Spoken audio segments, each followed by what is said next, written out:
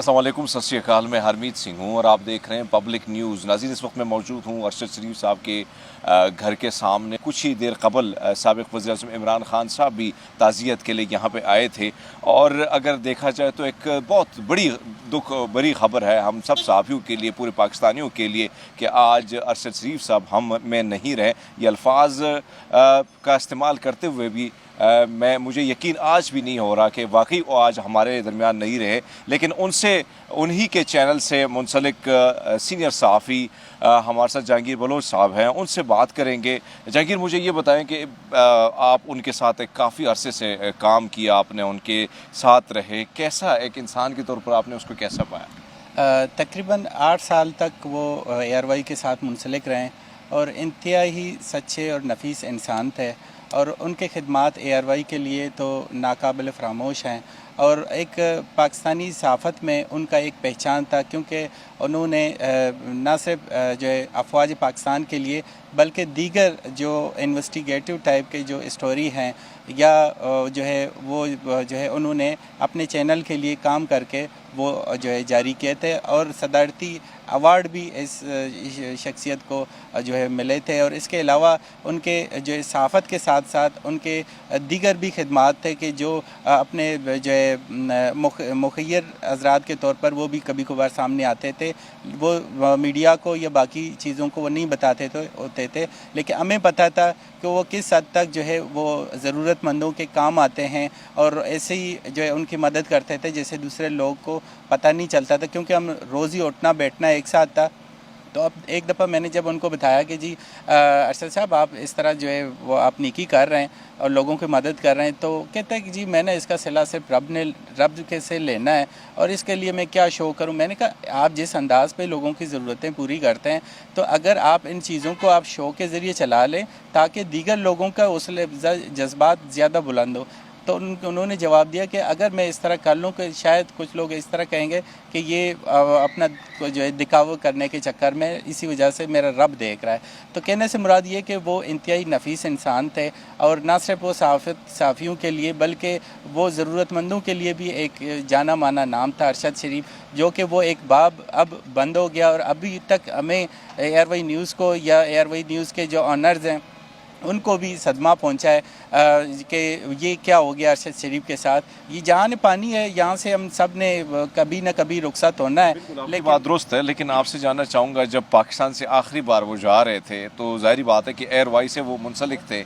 यहाँ से जाते हुए आप लोगों की अगर कोई मुलाकात हुई है तो उस मुलाकात के वजह थोड़ा बताइएगा। और जाने की वजह तो खैर सबको पता है कि क्या वजह थी, लेकिन क्या आपको पता था कि वो जाएंगे तो कीनिया की तरफ जाएंगे और ये पहले वो यूए गए फिर कीनिया गए?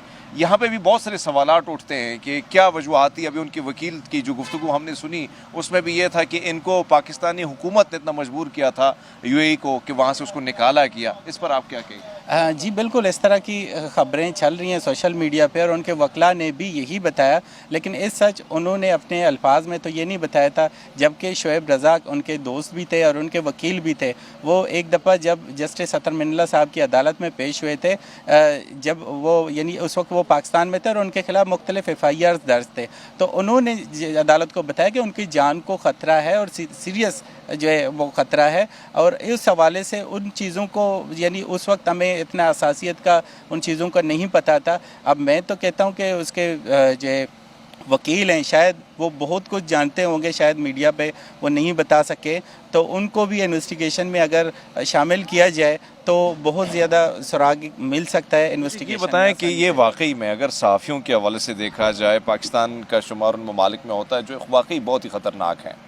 यहाँ से हम जिस तरह रिपोर्टिंग करते हैं, जिस तरह काम करते हैं, वो आपके भी सामने है, लेकिन एक सहाफ़ियों के लिए, आप सहाफ़ी के तबके के लिए ये कितना बड़ा दुख है और कितना आप हमें जो जितने सहाफ़ी हैं उनमें किस किस्म का खौफ आप देख रहे हैं कि एक बहुत बड़ा नाम मीडिया का आज हमारे दरमियान नहीं रहा, जिस तरीके से कत्ल हुआ उस हवाले से आपका क्या?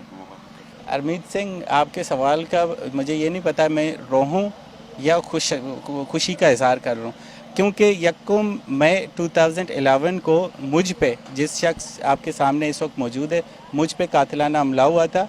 3 गोलियां चेस्ट में और 1 गोली बाजू में लगी है, उसमें अभी भी रॉड पड़ा। लेकिन बदकिस्मती से very next day Osama bin Laden का वाक़या पेश आया और मेरा स्टोरी दब गया। तुर्बत बलूचिस्तान में ये वाक़या पेश आया, तो अभी भी गूगल में और यूट्यूब में वो सारी चीज़ें स्टोरियाँ आपको मिल सकती हैं। लेकिन अब एक चीज़ मैं देख रहा हूँ यहाँ पर, मुझे खुशी भी हो रही है कि सहाफ़ियों में इत्तेहाद और इत्तेफाक जो इससे पहले थी वो आज यानी उससे ज़्यादा है। तो ये एक पॉजिटिव अमल है कि इंशाल्लाह हमने अपने जो है खून से ख़बर लिखना शुरू कर दिया था, तो अभी भी हम लिख रहे हैं। मैं फ़ख्र महसूस करता हूँ कि मैं सहाफ़ी हूँ और इस तरह के मामलात ये होते रहते हैं मेरे लिए, क्योंकि मैं तो इस मराइल से आगे गुजर चुका हूँ। मेरे लिए तो ये एक अनहोनी सी बात नहीं है, क्योंकि यहाँ पर सहाफ़ियों के साथ पाकिस्तान में जो इंटरनेशनल मीडिया है या इंटरनेशनल सहाफ़ियों की तंजीमें हैं IFJ वगैरह, उन्होंने तो बता दिया है कि जी ये सहाफ़ियों के लिए रेड जोन है। हाँ, बीच में जो कुछ सहाफ़ियों के साथ यानी मार कुटाई या धमकी या थ्रेट या कत्ल या अगवा ये बंद हो गए थे, ये कम हो गए थे, लेकिन अब दोबारा शुरू हो गए। अब न सिर्फ पाकिस्तान में सहाफ़ियों के लिए मसाइल हैं, बल्कि बैरून दुनिया में भी अब जब वो कोई सफ़र करे अपने सिक्योरिटी के हवाले से, तब भी वहाँ पे उनके मसाइल साथ नहीं छोड़ते। तो बहरहाल यही है पाकिस्तान। और हम ये भी बताइएगा कि मैयत के हवाले से आप अभी भी एक्टिव हैं और देख रहे हैं। अभी कुछ देर कबल वज़ीर इत्तलात की जो है उसका भी बयान आया था, तो क्या कहा जा रहा है? मैयत का भी इंतज़ार, क्योंकि बूढ़ी माँ है, इससे कबल इनके भाई जो है वो शहीद हुए हादसे में, इसके वालिद साहब एक ही दिन 2 जनाजे इनको उठाने पड़े। तो वाकई में कर्ब, एक तकलीफ़ का माहौल इस वक्त तो है, लेकिन साथ साथ मैयत जो है जब तक वो नहीं आती तो वो हौसला, वो सब्र तब तक मिलता नहीं है। आपके बारे में कोई, आपके पास कोई ऐसी खबर है कि मैयत कब पहुंचेगी? क्या तहकीकात हो रही हैं? क्या मामलात हो रहे हैं? देखिए, मैं यहाँ पर 2 चीज़ें बताना चाहूँगा। एक तो जब शेख रशीद साहब यहाँ पे आए थे, उनकी वालदा से मुलाकात की, उनकी बेटी से मुलाकात की, तो मैं वो कमरे में मौजूद था। तो एक शहीद की माँ, पहले मैं ये सुनता आता था कि शहीद की माँ बिल्कुल ही वो यानी बोल्ड होते हैं, यानी निडर, और उनके आंसू आंखों से आंसू नहीं बह रहे थे, बल्कि वो फ़ख्र महसूस कर रहे थे कि जी हाँ, जो वाक़या हुआ है, उन्होंने कहा है कि उसकी हम शदीद जो है उसमें हैं, करब में हैं, लेकिन जो उन्होंने कहा है कि उनके जो खिदमात थे, उन्होंने कहा लास्ट उन्होंने जो तोशाखाना पे विला की है, तो मेरे बेटे को रिज़ल्ट मिल गया। उनके अल्फाज थे उनकी वालदा के, जो शेख रशीद साहब से की है। और इसके अलावा उन्होंने कहा है कि जी उन्होंने अपने खिदमात जब पाकिस्तान को दी है, मीडिया को, तो अब उनकी जो तदफीन है वो अच्छे अंदाज में होनी चाहिए। ये 2 ख्वाहिशात ज़ाहिर की हैं। और ये जहांगीर साहब, ये बताइएगा कि अब जो कीनिया की जो पुलिस की रिपोर्ट आई है, being a journalist, being a सहाफ़ी, क्या आप उससे इत्तेफाक करते हैं? अगर हो सकता है कि वो एक बंदा नाके से भाग रहा हो, तो गोली तो अगर चलेगी, अगर सीधे से आएगी तो पूरी गाड़ी फायर हो सकती है, गाड़ी सीधे सीने पे भी लग सकती है गोली जो है, गोली पीछे से भी लगेगी तो कमर में ही ज़्यादा जाएगी। लेकिन यहाँ पे जाना गोली का बहुत सारे सवालों को जन्म नहीं देता। जी बिल्कुल, ये तो जो पुलिस की इब्तिदाई रिपोर्ट आई है वो बाइस्ड है, और उन्होंने ऐसे ही खानापुरी करके वो रिपोर्ट दी है। अब वहाँ के जो तफ्तीशी इदारे हैं वो इब्तिदाई तफ्तीश करने के बाद ही कुछ जो अभी मरियम मुरगज़िब ने भी यही टॉक किया है कि अभी हम इस नतीजे में नहीं पहुँचे हैं कि मामला क्या है, लेकिन जो इस चीज़ को, इस पूरे मामले को बारीकबीनी से पाकिस्तानी हुकूमत देख रही है। और वज़ीर आज़म ने भी उसकी अरशद शरीफ की वालदा से भी ताज़ियत की है टेलीफोनिक, और इसके अलावा उन्होंने यकीन दिलाया कि इस तमाम मामलात को वज़ीर आज़म ने कहा है कि मैंने नोटिस लिए इस मामले की, और मैं ख़ुद इस चीज़ को अब हैंडल करके देखूँगा। मेरी सुपरविजन पे होगी, वज़ीर आज़म शहबाज शरीफ की सुपरविजन में।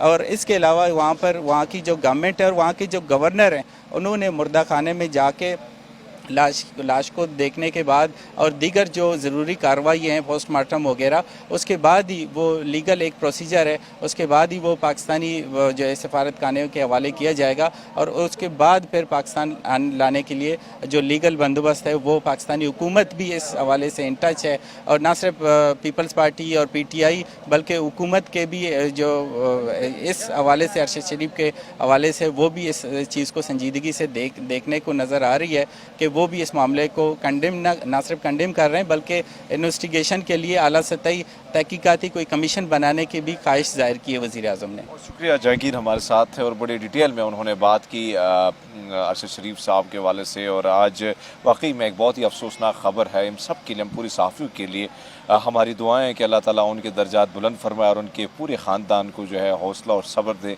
क्योंकि जो मुश्किल घड़ी, इस मुश्किल घड़ी में हम उनकी फ़ैमिली के हमरा हैं।